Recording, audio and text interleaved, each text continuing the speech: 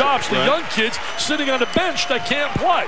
So I don't know why guys in their 30s aren't upset about that. Plus, it would help these kids. You know, in baseball, it works beautifully. Once you enter college, you cannot be drafted until after your 3rd year. But then would that make a lot of kids not come to college in the first place if you put that restriction in? College is not for everybody. Exactly. That's another true statement. James with certainly the ability to make it look like he can go to the next level and maybe skip college, go right to the NBA. He's got 29. There is no doubt he can play. I'm going to tell you right now, you put him on the floor. You're watching what DeJuan Wagner's doing now, getting 33 after 1 year at Memphis. This kid can step in and play in the NBA. That's not the question. The question is, as the coach said, and we have addressed, how do you handle all the other factors? He has stepped it up, man. Yeah, he's got the hop going now, but he airballed the 3. He's waving him off. Yeah. Oh, boy, a hard foul underneath the basket by Jarvell Scott on James. Just got to bounce up. Just got to bounce right back up and play. Look at the way he stands. Mom's not too happy with that foul. This is a man already. It's hard to believe he's 17. It's hard to believe when you watch him perform. He's a 17-year-old kid. What a great story on him in the New York Times by Mike Wise. He did a phenomenal story called Man-Child Approaches the Promised Land. And great story about, you know how they hype started? Chris Dennis, a friend of his, went to a room over in Indianapolis with a video and showed it to people, and they went out and started telling everybody about him.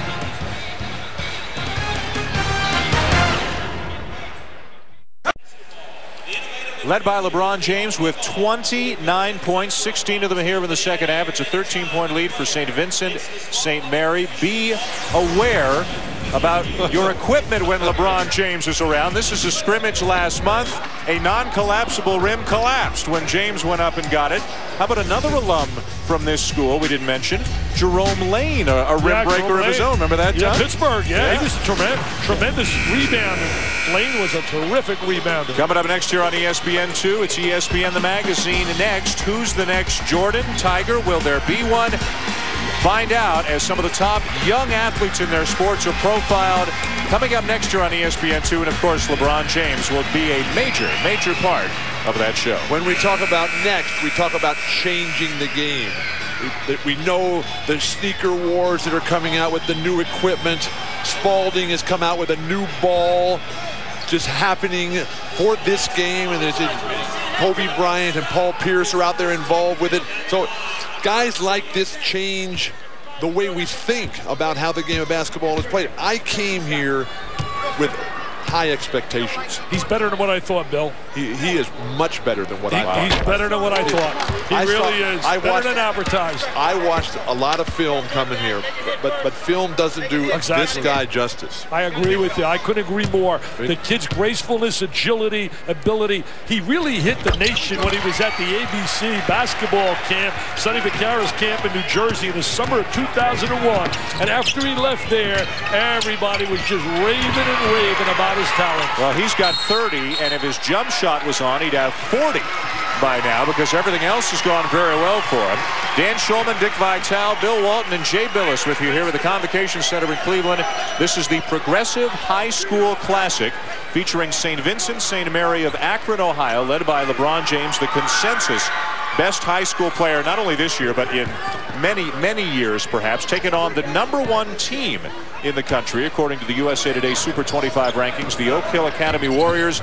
And right now, St. Vincent St. Mary, which was down 7 in the first quarter, is up by 14. I think it's difficult to get ratings. I know we hear about these champions on a national level. I don't know how you can really judge that and evaluate that, but the bottom line is they do play all over. You didn't play all over when you were a high school kid. Only played in California. Back when they had, in those days, the old Diaper Dan Classic in Pittsburgh. The Dapper Dan, yeah. Dapper Dan, I was not allowed to play. Oh, really? I was invited, and the California Federation said, no, you're not allowed to play. But then after I graduated, I went on to play for the U.S. national team in the World Championships in Yugoslavia. Well, Oak Hill, I think they play in 8 states this year, and their team, their 10 kids on their team come from 6 different states. They recruit better than a lot of college programs do. It's a national program. Well, you know, a lot of players recruit them as well to improve their academics, to play against better competition. Travis with 2 more. You know, he's got 15 points and 11 rebounds tonight. No, going to Akron, and Coach Dambrot, the assistant there, was the former head coach here. You know, Drew Joyce, by the way, is a consumer sales. He's in consumer sales. He just doesn't devote his life just to coaching. Well, that's where he got his start in business. This is only his 4th year coaching here at St. Vincent St. Mary's. He was in consumer sales. He was a business administration major in college at Ohio University and went to work for what is now ConAgra. Hey, I'll tell you this also. Guy said hello to you. You weren't here this afternoon looking for you. Rolly Massimino. It was so great to see Rolly. He took Jay Billis and I on a tour. Beautiful facilities. We got a chance to say hello to his kids. They were having a birthday cake, and he's still so enthusiastic. He said, say hello to Bill Walton. Talk about changing basketball. He did that with that Villanova team that upset Georgetown. What a perfect day that was. Yeah, pitched a perfect game, all of Don Larson. Well, the Irish have really stepped up the D here, although the foul was called. It's an 11-0 run now for St. Vincent St. Mary. There's thousands of people standing up saying that was a travel.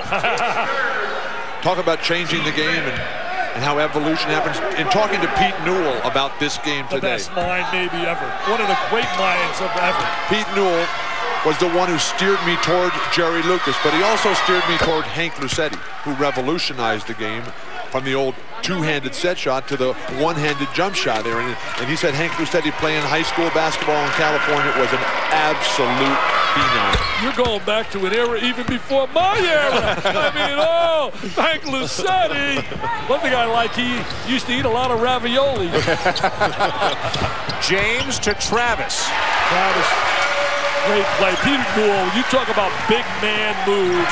He is certainly the best ever in that area.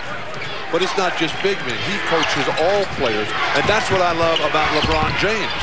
When I see him, I see a little man, a big man, a perimeter player, a post player, a defender, a rebounder. We need more complete players in the game of basketball. Yeah, he seems to be out of that mold of the Garnetts, the Kobe Bryants, all the great Tracy McGrady. He has that kind of a great ball movement. Great ball movement. Weems knocks down the jumper. And Weems with that little jumper. Now foul at the other end and no basket. Foul on the floor. But look at this lead now for St. Vincent St. Mary, up to 18 points. Up to 18, and it's because of the presence of James on the floor makes other people get open for good looks and good shots. 30 points, 12 rebounds, and 6 assists for LeBron James. He took over as a scorer in the 3rd quarter. Now he's content to set up his buddy, Romeo Travis, for the easy deuce. There's the diagonal pass. Romeo with the score. I love that name. When you spend your life around the NBA players, you get numb to how big they are and how powerful and how gifted they are. Last night with David Robinson, Michael Finley, just how perfect their bodies are. And then you go to a college game and you're stunned. You say, gosh, these guys, they're just not nearly as big or as physically talented. Then you come to a high school game and you say, well, it's a whole different world. Oh. But then coming here watching this guy today, LeBron James, he fits right in at 17 years old with the guys I live with on a daily basis at the NBA level. Well, you know, Bill, somebody asked me earlier, a reporter, about what game do I like better, the college, the NBA. And I said, let me tell you, the high school, you got the spirit, the rah-rah. College, you got the pageantry, the unbelievable pride of playing for that jersey. And the NBA, to me, the greatest athletes in all of sport, when you talk about agility, mobility, and strength and body and the things they can achieve. And I love it all. I love basketball. But they're all different sports. Exactly. And to try to say that they're the same game is a huge misnomer. Well, you've had quite a week to the Arizona-San Diego State game. The dream come true. The Walton family reunion, and we hope Luke's ankle's okay and he's going to be back soon. Let me say this. I watched you in that interview with your son.